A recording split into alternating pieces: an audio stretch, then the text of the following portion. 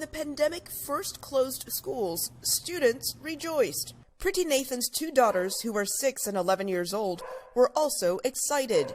I think initially it was a lot of fun because we got to pretend like this was just a 2-day, interesting new thing to do.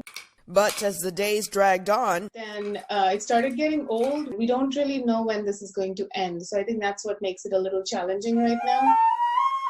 While working from home, she also tries to keep her children learning. For the little one, the 6-year-old, it's a combination of, what the school wants and what mom and dad want. And there's a lot of bribing that happens in between. It's hard, I think, to juggle all these different hats that you have to wear when you're at home with them all the time.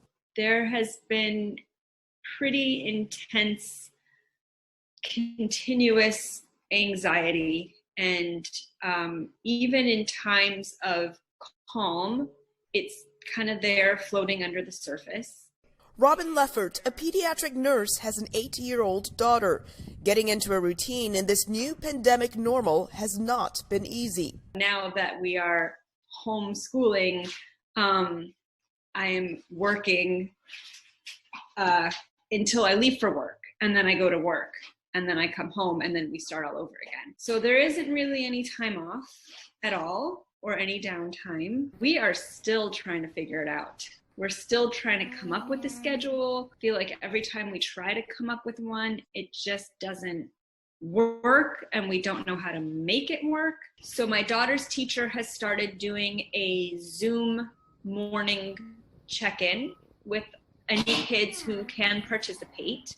So there's been a fair amount of just kind of free time for her to hang out with the chickens in the backyard and watch the construction going on next door and read her books and hang out.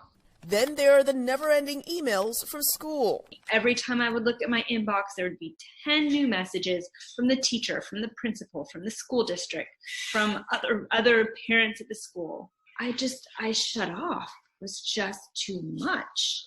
In the midst of all the stress, I am very aware now of the things that I am grateful for. And I am grateful that I have a job that is perhaps more secure now than it ever was before. I'm also grateful that my child seems to be pretty resilient so far. I think having that extra family time, just cherish that, as a family. We're having all of our meals together as a family.